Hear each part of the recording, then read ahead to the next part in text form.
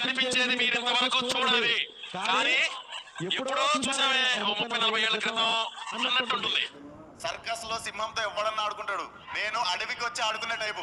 Cinema theatre లో చిప్పేకండి సీట్లు please, kind request.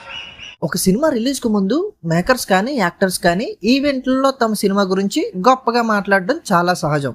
ఎందుకంటే ఏళ్ల తరబడి కష్టపడిన ప్రాజెక్టు మీద వాళ్ళకి ఆ మాత్రం నమ్మకం ఉండాలి. కానీ కొన్నిసార్లు ఆ నమ్మకం కాస్త ఓవర్ కాన్ఫిడెన్స్ అయ్యి లైన్ ని క్రాస్ చేసి మరి బాక్స్ ఆఫీస్ బద్దలైపోద్ది, ఈ సినిమా చూసి పిచ్చెక్కిపోతారు ఫ్యాన్స్ అని స్టేట్మెంట్స్ ఇచ్చినప్పుడు స్కై రేంజ్ లో ఎక్స్పెక్టేషన్స్ అనేవి వెళ్ళిపోతాయి. తీరా సినిమా చూసిన తర్వాత వాళ్ళు మాట్లాడిన మాటలకి సినిమాలో ఉన్న కంటెంట్ కి ఎక్కడా పొంతన లేకపోవడంతో నిజంగా వెళ్ళి సినిమా చూసే మాట్లాడుతున్నారా లేకపోతే జనాల్ని గొర్రెల్ని చెయ్యాలి అని కాన్ఫిడెన్స్ తో ఇలాంటి మాటలు మాట్లాడారా అంటే ఇక్కడ కంటెంట్ లో ఉన్న డిసప్పాయింట్ కన్నా వాళ్ళు మాట్లాడిన మాటలే జనాల్ని ఎక్కువగా హర్ట్ చేశాయని చెప్పాలి. అలా సినిమా మీద ఎక్స్పెక్టేషన్స్ పెంచడానికి మాట్లాడిన ఓవర్ యాక్షన్ మాటలు కాస్త సినిమా ఫెయిల్యూర్ కి బిగ్గెస్ట్ రీజన్ అయి కూర్చున్నాయి. సో అటువంటి కొన్ని స్పీచెస్ మన తెలుగు ఇండస్ట్రీలో ఉన్నాయి, వాటిని మరొక్కసారి గుర్తు చేసుకుందాం.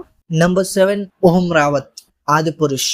ఈ సినిమా రిలీజ్ కు ముందు ఓం రావత్ ని ఒక రేంజ్ లో ఎత్తడం జరిగింది.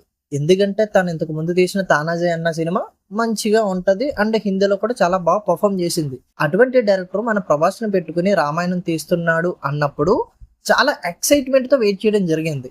అండ్ దానికి తగ్గట్టే ఆయన ప్రీ రిలీజ్ ఈవెంట్ లో ఒక మాట మాట్లాడడం జరిగింది. శ్రీరాముడి ప్రస్తావన ఎక్కడైతే ఉంటుందో అక్కడికి డెఫినెట్ గా హనుమంతుల వారు వచ్చి ఆ ప్రస్తావన మొత్తాన్ని వింటారు అని ఒక మాట మాట్లాడడం జరిగింది.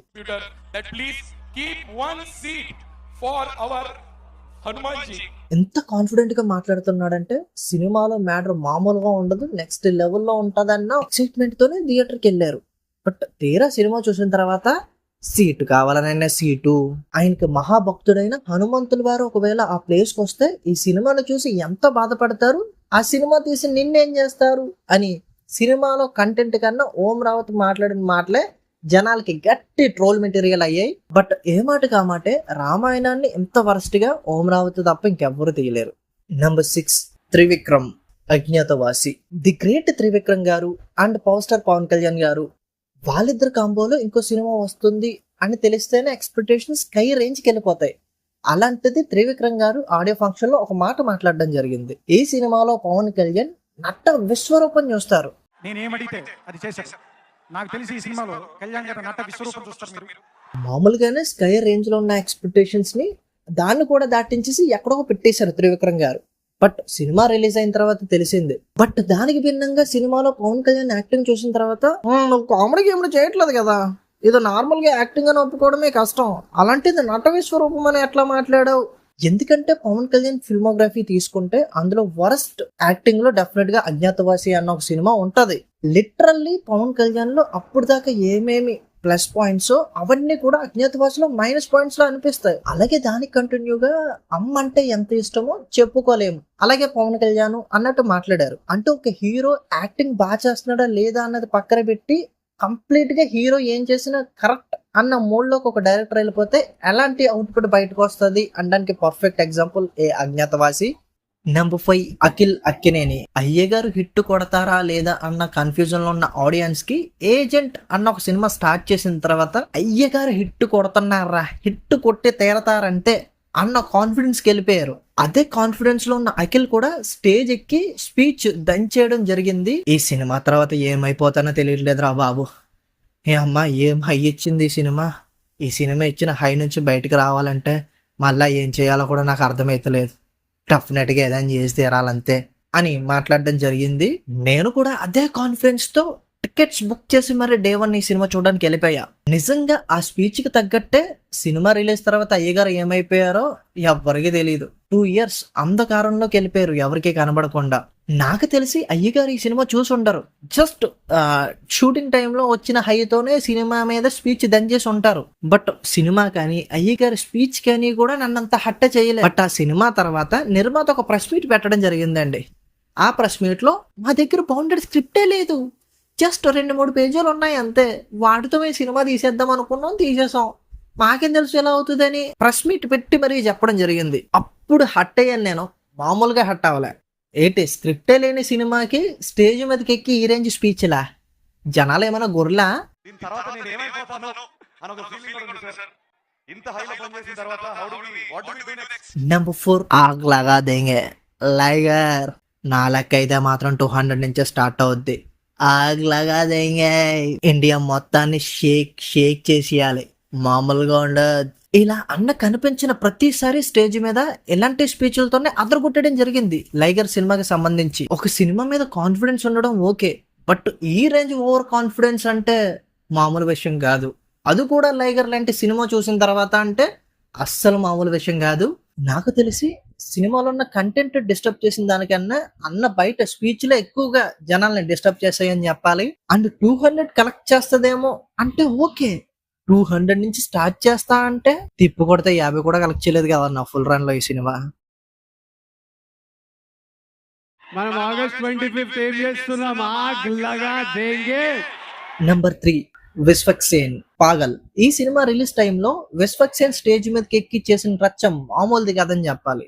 అప్పటికి లాక్డౌన్ కంప్లీట్ గా థియేటర్స్ ఇంకా ఓపెన్ అవ్వలేదు. ఆ టైంలో అన్న మాట్లాడింది ఏంటంటే పార్టీలు పబ్బుల్లో బారుల్లోనే కాదు, సినిమా రిలీజ్ అయిన తర్వాత థియేటర్లో జరిగితే అసలైన పార్టీలు.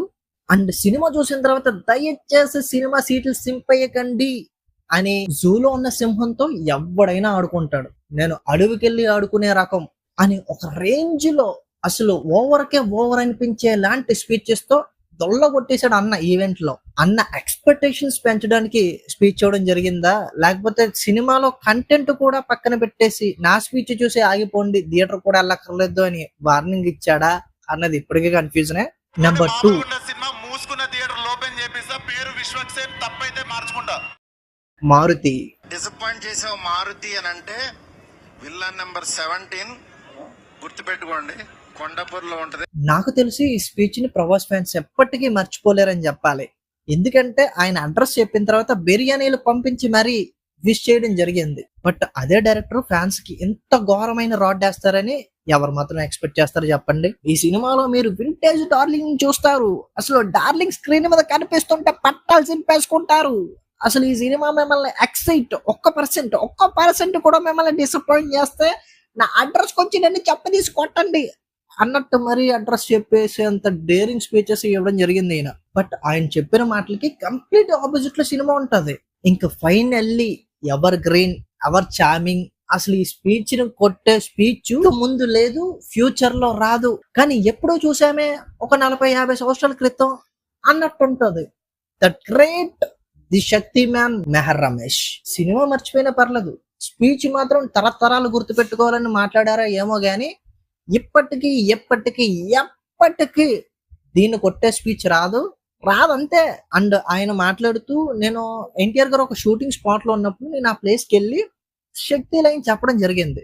విన్న తర్వాత ఆయన చాలా ఎక్సైట్ అయిపోయి ఈ సినిమా ఎవరితో చేస్తే బాగుంటది అని అడిగినప్పుడు ఇంకెవరితో చేస్తావు నాతో తప్ప అని ఆయన చెప్పడం జరిగింది. అని చెప్పడమే కాకుండా సెకండ్ స్పీచ్ వస్తాడు అన్న మళ్ళా.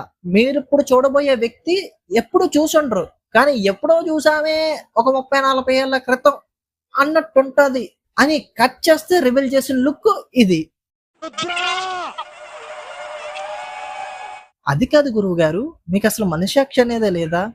అసలు ఎన్టీఆర్ అన్న మీద ఈ లుక్ ఎలా ఫైనల్ చేయాలనిపించింది? పోనీ లుక్ ఏమైనా impressive, excellent, career best look అంటే కెరియర్ వరస్ట్ లుక్ తెస్తే డెఫినెట్ గా శక్తి మ్యాన్ ఉంటాడు. అలాంటి పోస్టర్ కి ఈయన ఇచ్చిన ఎలివేషన్స్ ఇవి. ఏం చెప్పాలి ఇంకా మెహర్ రాడ్ గురించి? ఈ స్పీచెస్ లో మిమ్మల్ని బాగా డీప్ గా హర్ట్ చేసిన స్పీచ్ ఏంటి అన్నది కింద కామెంట్ చేయండి. అలాగే వీడియో నచ్చితే లైక్ వేసుకోవడంతో పాటుగా మీరు ఇంకా మా ఛానల్ ని సబ్స్క్రైబ్ చేయకపోతే ప్లీజ్ డు సబ్స్క్రైబ్. ఒకసారి ఛానల్ చెక్అవుట్ చేయండి, కంటెంట్ అనేది ఇంట్రెస్టింగ్ గా ఉంటది. ఒకవేళ నచ్చితే please do subscribe. Thank you.